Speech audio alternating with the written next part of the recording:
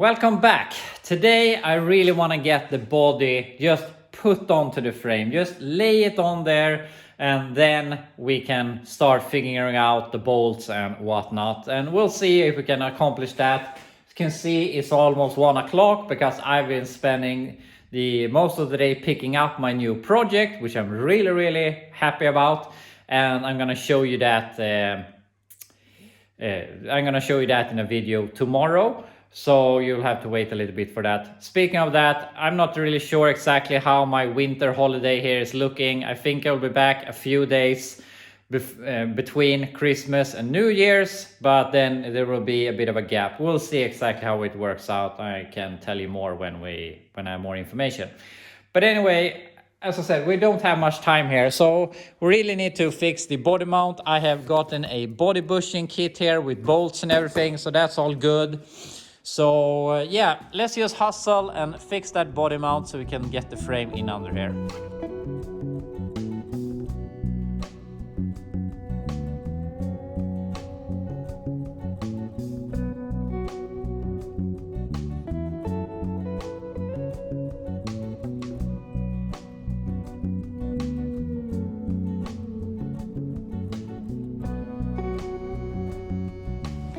And here we have both of them done. I grinded it. I have drilled a hole on both sides, and obviously there's nothing here, but we're gonna solve that. We're gonna cut out the bed anyway, so we will get access from this side and put some nut insert or nuts or whatever. We'll see, but that's all good. So that's done. Now we only have these rear ones left, and this one is spinning. So unfortunately, I think I have to make a hole here so that we can work with this, and probably the same thing on this side. And yeah, we can put or fill in those holes later on when we have put in new nut inserts. But let's remove them. For now, I just went ahead and I cut this, and then I could get it out. So, I mean, it's very seized and very not stuck, or whatever this needs to be up there. But for now, that doesn't matter. This one, I just cut flush. It is spinning, which it's not supposed to do, but it's still held in by the thing here. So yeah, for now, that's not an issue. I also saw that we have some rust here. So either we can do a hole here to work with this, hole here, or work from here. We do not have to work from this side. So anything we can do, we can put the bushings here and work around it. So I don't think there's anything more to think about here. I think we're gonna start getting the frame in here. And as I said, we're just gonna put the body on the frame. We're gonna put in the bushings, but no bolts for now. And then next time we can start getting bolt after bolt in. So yeah, that's the plan. So yeah, let's see if we can get the body on here.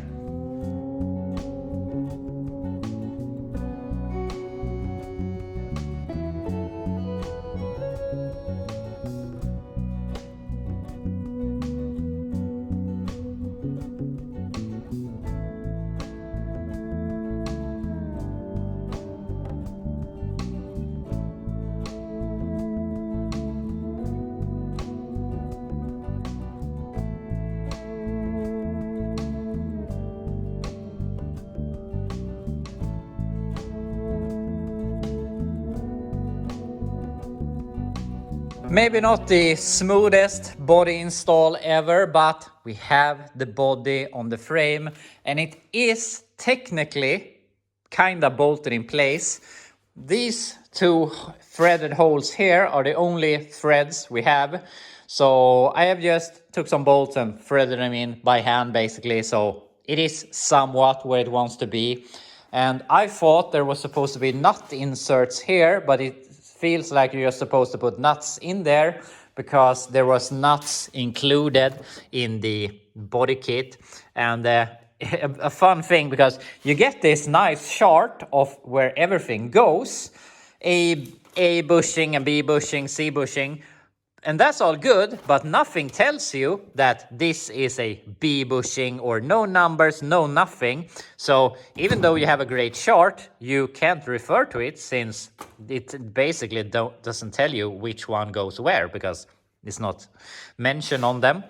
But we have basically all body bushings in place. I do not have them here. Here we just have, it's supposed to be these, which are not bolted in. They're just like a support.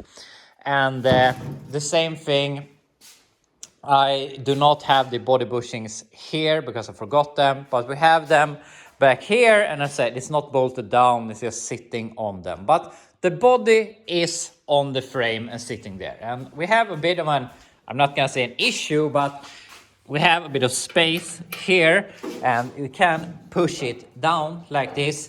And I think it's just the frame and the body are twisting a little bit different ways, but this is exactly the reason I wanted to get the body on the frame, because we can tighten those body mounts and those, and maybe get the ones in the rear done, tighten the body down, and then we will build this floor, and that will sort of strengthen the body to be where it wants to be. So I'm not worried at all about that gap.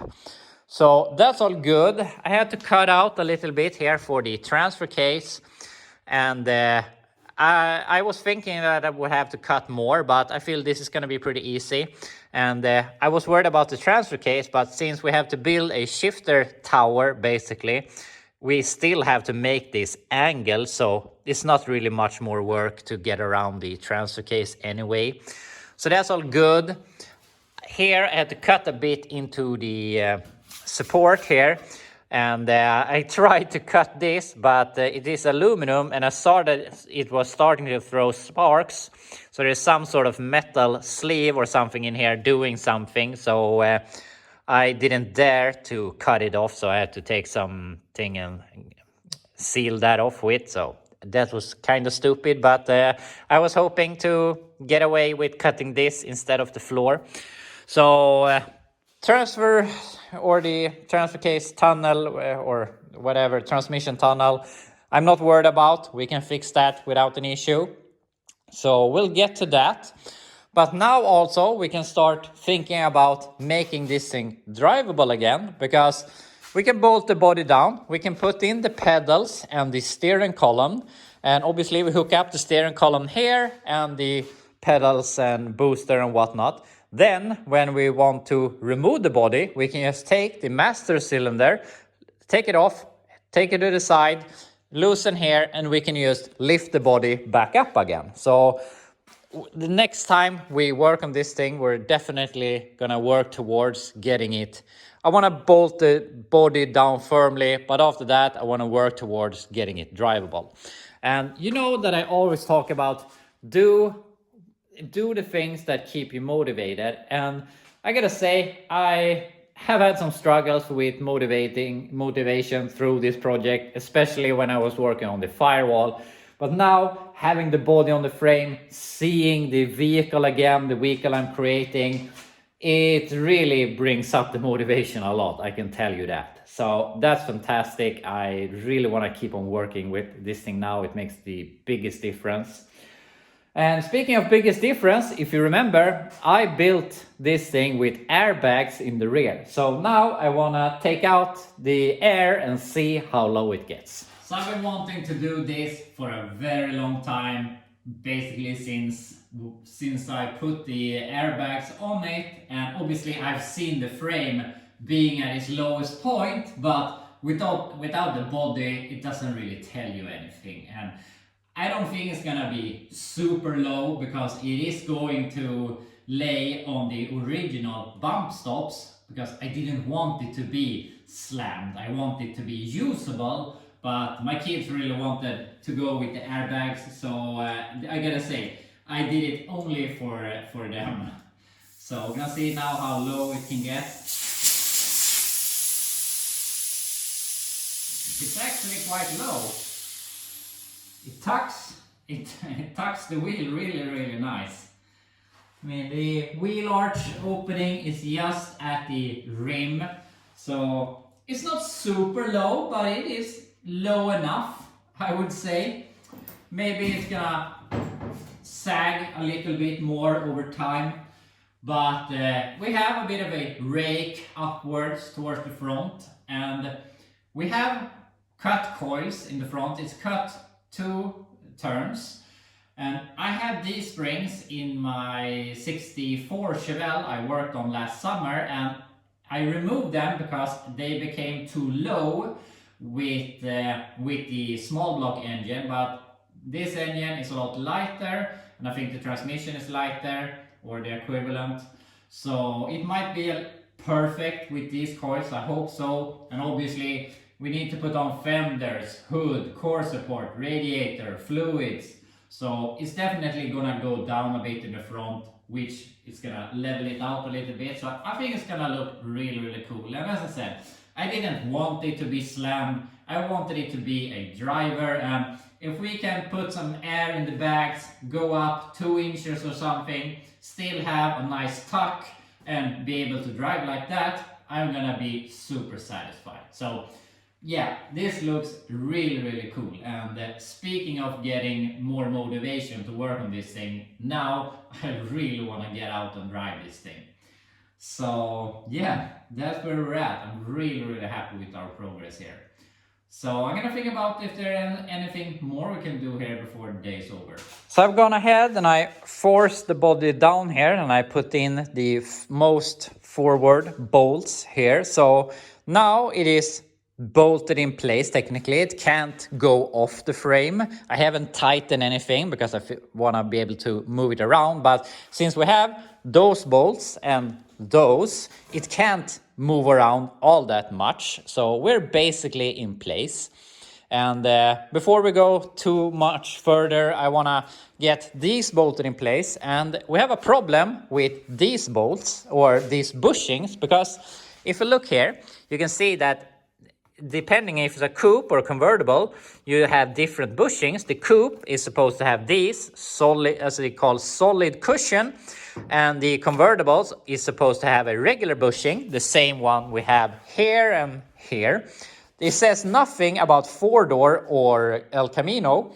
On our 4-door floor, we obviously had nut inserts here, so it's supposed to have these bushings. I don't know about the El Camino, but since we have the opportunity, I can't see anything that wouldn't benefit us but bolting this down. So I want to have bushings there, which means that we're missing 2 bushings, but there is a kit you can buy with 2 bushings. So we have to buy that kit to get bushings for, not here. Here at this area, you're supposed to have these. But since we're missing these bushings and we don't have any more to put there, we need to buy this supplementary kit to get 2 more bushings. But I want to get those in place, and tighten the body down, and then we can continue with these body bushings, continue with the floor and whatnot. So yeah, that's where we're at. And I'm out of time here, but I am beyond myself how happy I am and how accomplished I feel that we managed to get the body onto the frame here. And every time I turn around and I see that wheel tucked in the wheel well, I think it looks so cool. And yeah, I'm so happy about the progress here. So yeah, and I mean, I am going to go out here in the garage during this Christmas holiday and just go out here and look at it, because I just think it looks so cool, and I'm so happy that we have the body on the frame. It's so nice. So I'm super happy about that. I'm super happy about my new purchase that I'm going to show you tomorrow. And also I'm super, did I even mention this? No, I mentioned this in my Swedish video, but I forgot to mention this to you. When I wasn't picked up our new project that I'm going to show you tomorrow, I got to hear about another project that was like a stone's throw away from the vehicle that I bought here today. And I am going to buy that thing also. I paid a deposit on it. We're probably going to pick it up in February, because obviously holidays and whatnot. We'll see if we do it some other way. But I have hopefully bought the project I've been looking for. This is 99% the correct project that I've been dreaming of since I was 8 years old. So it's a very, very big thing. It's in horrible condition. And as I said, it's not exactly what I want, but we can make it into what I want. And if you've been following me for quite a while, you could probably understand what it is and what it's going to become. So I am super excited for that. So I'm beyond myself. The El Camino is rolling. We have a cool vehicle outside, and I'm going to buy my ultimate dream project. So yeah, I'm really, really happy. So anyway, I hope you have a great Christmas if I don't see you tomorrow in tomorrow's video. And yeah, I'm really happy that you following along with my videos here. I really do appreciate it, and you're part of the reason that I can do this. So yeah, I really do appreciate it. But anyway, thank you so much. I will be back to you tomorrow with another project, and then we'll go on a bit of a holiday break.